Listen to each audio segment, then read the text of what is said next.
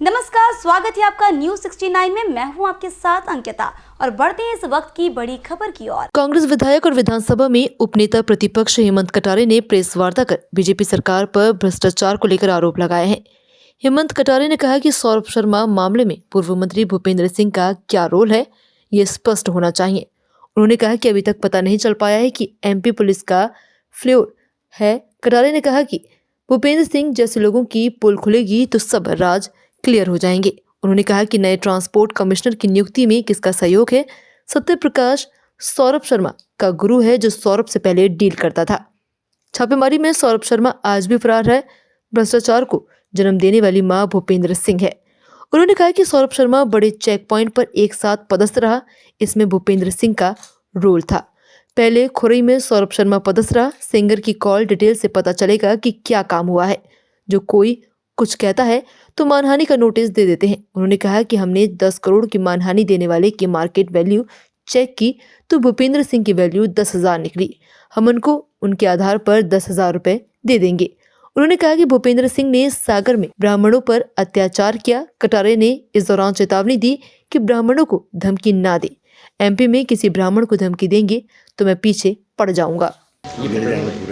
जहाँ तक सौरभ शर्मा की नियुक्ति का सवाल है, ये 2016 मैं 18 तक मंत्री था, तो 2016 अक्टूबर में जो मुझे जानकारी मिली है कि सौरभ शर्मा की नियुक्ति हुई। जहाँ तक नियुक्ति का सवाल है, तो पहली चीज तो ये है कि आरक्षक की नियुक्ति का मंत्री से कोई संबंध नहीं होता, क्योंकि इसका नियुक्ति का अधिकार जो होता है वो ट्रांसपोर्ट कमिश्नर को होता है। मंत्री को नियुक्ति का अधिकार नहीं होता। इसलिए सौरभ शर्मा की नियुक्ति से दूर दूर तक भी मेरा कहीं कोई संबंध होने का सवाल ही नहीं उठता था, ना मुझे अधिकार था। कोई एक कागज ऐसा बता दे, कोई एक ऐसा पत्र बता दे, कोई मेरी नोटशीट बता दे जिसमें मैंने ये लिखा हो कि सौरभ शर्मा की नियुक्ति दी जाए। तो सौरभ शर्मा भूपेंद्र सिंह जी ने दो बातें कही मूलतः इसमें। एक बात कही कि मंत्री का आरक्षक की नियुक्ति से कोई संबंध नहीं होता है। सहमत हूं मैं इस बात से, ये बात सही है और अच्छी बात है, उनको इतना ज्ञान है। दूसरी बात उन्होंने कही कि कोई भी एक कागज दिखा दे या एक पत्र दिखा दे या नोटशीट दिखा दे मेरा और सौरभ शर्मा के बीच का, तो मैं एक नहीं 2 कागज दिखाऊंगा। और जो पहली बात कही उन्होंने, क्योंकि उनको इस बात का ज्ञान है और उसके बाद भी उन्होंने इस नियम की अवहेलना करी है, तो स्पष्ट है कि उनकी मंशा क्या थी। अब मैं आपको सौरभ शर्मा का जो नियुक्ति पत्र है, ये सारे डॉक्यूमेंट्स मैं आपको हार्ड कॉपी भी दे दूंगा, सॉफ्ट कॉपी भी दे दूंगा। सौरभ शर्मा का नियुक्ति पत्र है 29/10/2016 का। इस नियुक्ति पत्र को आप जरा देख लीजिएगा, मैं आपको भिजवाऊंगा। और इसमें जो मेन गौर करने वाली बात है वो यह है कि नियुक्ति पत्र में प्रतिलिपि की गई है मंत्री के निज सहायक को। यह है नियुक्ति पत्र सौरभ शर्मा का। नियुक्ति पत्र में सेकंड नंबर पे जो प्रतिलिपि की गई है, ये प्रतिलिपि की गई है माननीय मंत्री जी के निज सहायक को। और उसमें क्या लिखा है? उसमें लिखा हुआ है निज सहायक माननीय परिवहन मंत्री जी की नोटशीट क्रमांक 14/9/2016 के संदर्भ में सूचनार्थ। मैं तो अपने पत्रकार भाइयों से पूछना चाहता हूं, आज तक आपने कोई भी ऐसा नियुक्ति पत्र देखा हो तो मुझे दीजिएगा जिसमें सूचनार्थ के साथ मंत्री की नोटशीट का हवाला हो। कोई भी नियुक्ति पत्र आपने देखा हो तो मुझे प्लीज दीजिएगा। इससे स्पष्ट है कि नियुक्ति पत्र में भी बता रहे हैं कि आपकी जो एक नोटशीट थी उसका जिक्र है और उसके दबाव में हमने नियुक्ति करी और हम आपको सूचना दे रहे हैं। अब आगे बढ़ते हैं। अब आते हैं मंत्री जी जो दूसरी बात कह रहे थे कि मेरा कोई भी सौरभ शर्मा से ताल्लुकात नहीं है, कोई भी एक पत्र ऐसा दिखा दो, तो एक कागज दिखा दिया, अब मैं दूसरा दिखा रहा हूं। ये सबसे महत्वपूर्ण है।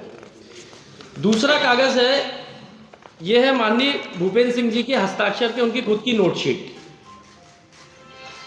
ये नोटशीट भी मैं आपको उपलब्ध करवाऊंगा। इसमें माननीय पूर्व मंत्री जी का साइन है और सिग्नेचर के साथ माननीय मंत्री जी लिख रहे हैं।